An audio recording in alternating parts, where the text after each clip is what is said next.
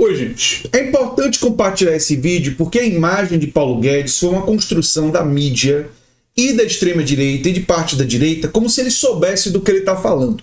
Mas ele errou todas as previsões que ele fez em relação ao Brasil, em relação ao governo Lula. Todas. É realmente impressionante como uma pessoa que fazem de conta que é um sabichão da economia, né? O posto Ipiranga nas palavras do genocida, né? Consegue errar tanto. E vamos agora comparar as falas do Paulo Guedes, as previsões do Paulo Guedes com a realidade. E é importante você compartilhar esse vídeo para que essa imagem dessa figura seja desconstruída na mente das pessoas. Porque parte da população brasileira ainda trata o Paulo Guedes com respeito e deferência que ele realmente não merece, né? Ele disse que o Brasil ia virar uma Venezuela, uma Argentina. Uma Argentina, claro, ele está se referindo pré-Milei. Mas com Milei a situação piorou, especialmente no consumo, né? Mas enfim, vamos ouvir e ver e analisar as comparações. Vamos lá. Para virar Argentina, 6 meses, para virar Venezuela, 1 ano e meio. Como assim? Caramba, eu preciso renovar meu passaporte europeu. E aí, por falar no presidente Lula, hoje ele se manifestou no X, né, no Twitter, falando o seguinte: há um ano o mercado dizia que íamos fechar 2025 com a inflação de 5% fora da meta. Hoje, o IBGE confirma. Os pessimistas estavam errados. Encerramos o ano com o IPCA de 4,26%, o menor índice desde 2018, e dentro da meta estabelecida para a nossa economia. E aí ele coloca um print da Folha, né, destacando assim: inflação fecha 2025, abaixo do teto da meta e a menor desde 2018. O presidente Lula sempre falou que ia surpreender os pessimistas do tal mercado, né? E aí ele abre o ano de 2026 agora com essa novidade. Tereza. Isso aí foi muito, né, ao longo do ano se falou muito que ia estourar a meta, além do déficit, né? E o ano está fechando tudo assim de acordo com o arcabouço fiscal, né? Significa vitória do governo, mas vitória importante do ministro Fernando Haddad, né? O teto da meta aí era 4,5, né? A meta é 3, é o centro da meta, podendo variar 1,5 para cima, que o teto fica sendo 4,5, e o piso é 1,5, né? E, no entanto, ficou abaixo do teto. Está acima do centro, mas está abaixo do teto. Eu acho que foi muito bom para o ministro Haddad, que eu ainda não estou entendendo os movimentos do ministro Haddad, que diz que vai deixar o governo no começo do ano, né? Aliás, alguém... Ele talvez deixe para se candidatar, né? Para se candidatar a algum cargo, pode ser... Eu acho que o mais provável, aqui eu vou antecipar uma ideia, me parece que o mais provável é que Haddad seja candidato ao Senado Federal, por São Paulo, né? Provavelmente vai ter uma avaliação de que ele teria chances para o Senado, né? Uma outra possibilidade é que ele seja candidato a governador, o governo de São Paulo, né?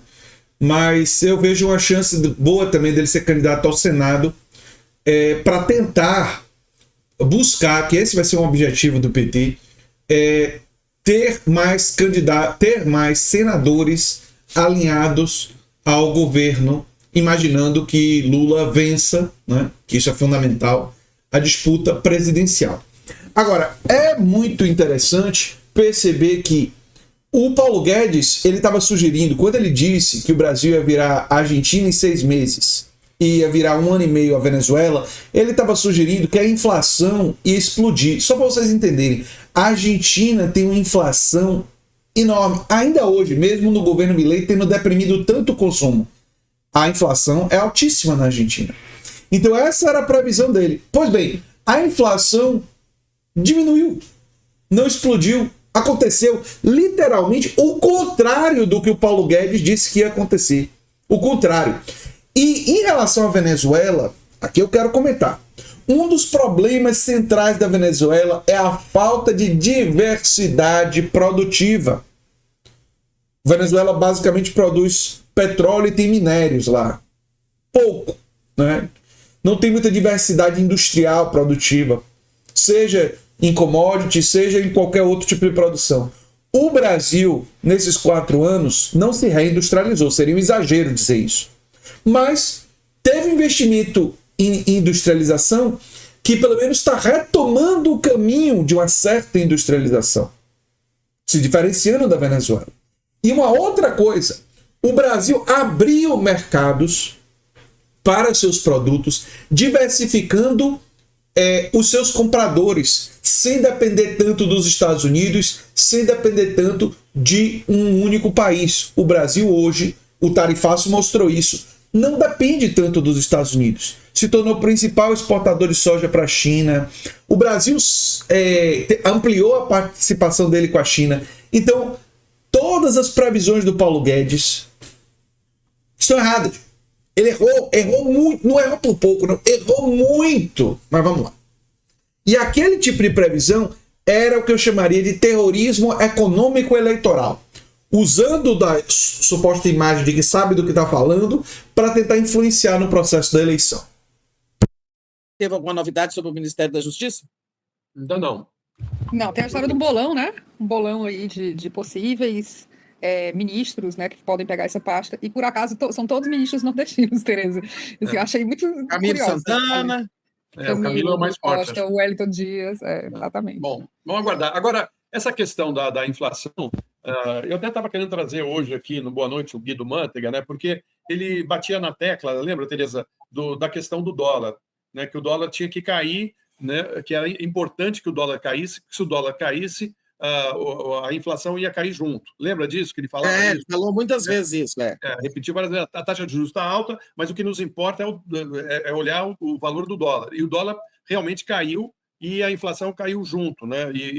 Então, assim, tem todo um trabalho feito aí pelo Haddad, né, junto com a sua equipe, no sentido de aproveitar essa redução da inflação e fazer os investimentos que o presidente Lula fez nas várias áreas, né, da agricultura, à indústria, ao comércio exterior, né? Você vê que o país ele avança na oferta de empregos, reduz o desemprego, reduz a inflação.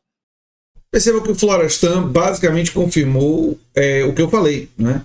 Tivemos um investimento em indústria, o comércio exterior a gente abriu espaço, então você vê que porque isso daí não é opinião, sabe?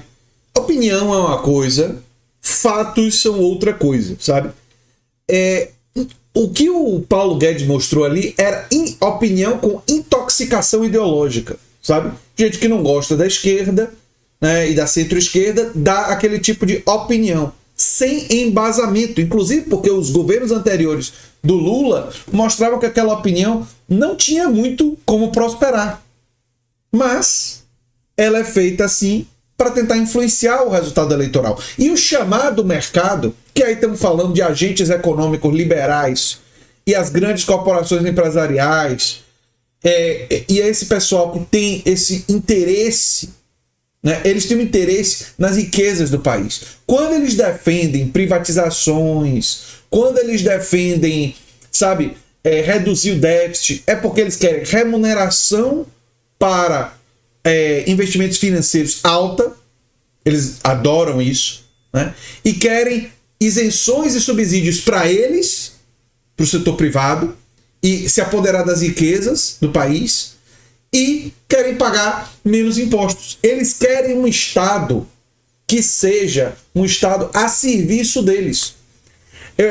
Tem uma expressão famosa do Martin Luther King, que ele dizia que esse pessoal queria socialismo para os ricos e individualismo rústico para os pobres e para a classe trabalhadora. Nossa, como Martin Luther King tinha razão. Como ele tinha razão, né? É impressionante como é atual a fala desse líder popular. Mas vamos seguir. A sensação de melhora está cada vez mais clara, e agora, já em janeiro, né, com a questão do imposto de renda dos que ganham, quiser não ter mais cobrança de imposto de renda para aqueles que recebem até R$5.000, o brasileiro que vai ser beneficiado, e vai ser um número muito grande, vai se dar conta de que o seu provento do mês aumentou, Tereza, ficou maior.